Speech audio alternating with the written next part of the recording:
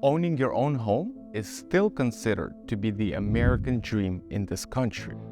However, the failed education system does not prepare you for the American dream. So to help you be more proactive, we narrowed it down to some of the basics, and it starts with timing. So I'm not really talking about like the market timing as far as like, oh, is it actually a good time to buy right now? This all starts with a plan. Here's what you need to do before you start shopping. You have to know your budget, your income, your expenses, analyze your finances, and stay within your means. Credit score is another important factor. So if you want the best terms, you have to understand that the higher your score is, the better terms you'll get. And one of the reasons why we mentioned preparation and timing is because if you have certain ding on your credit score, on your credit history, you want to have enough time to fix that so that you're not addressing it right during the time when you are wanting to buy a home, and then you find out, you're surprised. You're like, wow, I did not know that this thing from 3 or 4 years is still affecting my credit score. The next thing is location. Identify your location, where exactly you want to live. The more you narrow it down, the better results you will get. Another one really important thing is something that we've seen kill a deal is do not make any large purchases. That is critical. We've seen people get an offer accepted and they were not told that they should not go and buy this brand new car or expensive furniture. So they went, they bought a car, and then right before closing the deal, usually what happens is the underwriter checks, reruns your credit, and then when they found out that they just bought a brand new car, they couldn't qualify. It's better to make these purchases after you buy the house, if buying a house is really your priority. So that's kind of tricky because sometimes people like to shop ahead of time for their furniture because they know they're going to buy a house. It's a mistake. I would not do it. If your priority is to buy a home and it's a perfect time, let's say it's a buyer's market, there's a lot of inventory out there, it's a perfect time to buy, and then you go out and do that and you can't buy a home, you just shot yourself in the foot. And you're saying they won't tell you this in high school or college? No, they're not going to teach you this. By the way, I made a short video about no job hopping, and this guy on Facebook, he wrote me a comment, and he wrote wrong in capital exclamation point, and then he's like, he's talking about if you own a business, it doesn't matter what business you own and stuff. And I when I read that comment, I was like, bro, it's almost the same thing as you would argue that wrong. If you found $5 million or inheritance, then you don't care about job hopping. Of course, because you're not getting a loan. So it was just, it was hilarious. Yeah, like totally irrelevant. No job hopping. Job hopping is when you switch employers, when your employment is not steady, you're jumping from one job to another. That can kill your ability to purchase a house. Underwriters specifically look for at least 1 to 2 years of solid employment when you're at the job, same job. It doesn't have to be same job, but in the same industry. The next one is finding the right real estate agent for you. There is a checklist that we can provide that helps you how to identify who is a good real estate agent. Someone who's not a rookie.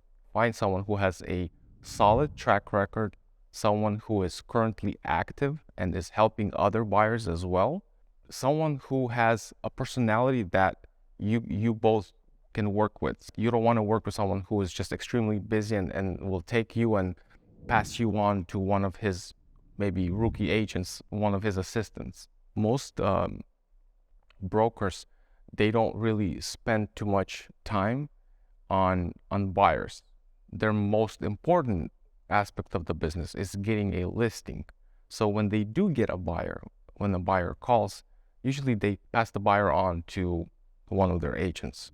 Here, talk to one of my buyer's agents. A lot of buyer's agents in the team, most of the time, they're beginners. It's very important to identify your needs, what you absolutely need, and what you would like to have. So, for example, what are the must-haves or what are the needs. Like you need at least 3 bedrooms because you have a family. Whether you have a child or 2, you want at least 3 bedrooms and 2 bathrooms. Those are must-haves. That's very important so that when you are searching for your home, you know that, hey, you can tell your realtor, do not send me any homes that are only 2 bedroom or only 1 or 1.5 bathrooms if you really need 2 full bathrooms and 3 bedrooms. For example, someone says, oh, I want hardwood flooring. That's a want. I mean, if you want hardwood flooring, this is something that if the home has carpeting or some other flooring, you can always remove the flooring and install it. Right now, it's very popular to want an open floor plan. It could be a really great house, and there's this one wall that separates, say, the kitchen from the great room. And that one wall is very easy to remove. The next one is very obvious. You have to learn how to save money. Our company provides a guideline for buyers so that they know how much they need to save depending on what kind of home they'll buy. The minimum is 3%, 3.5% for FHA. But besides the down payment, you also want to have some extra cash. So in case you will want to remodel something in the home, or maybe there are some repairs, because we all know that owning your own home is great, but it also comes with certain responsibilities. Eventually, to buy a home, you will need to have some cash. Even though there are some loans out there right now they're starting to offer these programs where you do not have to have any money to buy a home. The government's gonna give you the loan for your down payment, up to 20% even in the latest program, the Halfa program. There's a lot of misconceptions going on because people think that 20% or up to 20%, that it's a gift. Like this program is gifting the money for you, but it's not a gift. It's actually a loan. It's also called a 100% financing. So it's like a second mortgage for down payment. And here's the trick. This new Halfa program is actually, it can give first-time home buyer. It's specifically for a first-time home buyer. And to be a first-time home buyer, you just have to show that you haven't owned a home within the last 3 years. So even if you did have a home like 4 years ago, 5 years ago, you still will be considered as a first-time home buyer. So the trick here is this. They are offering you this down payment assistance, but when you go and sell the home, let's say 5 years down the road, and you have some equity, right? The appreciation, let's say there's $100,000, your home appreciated. Well, they'll want part of that.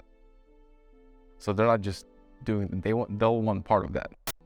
How much do they want? The 20%? They want 20%. 20% of appreciation. So they want more than God.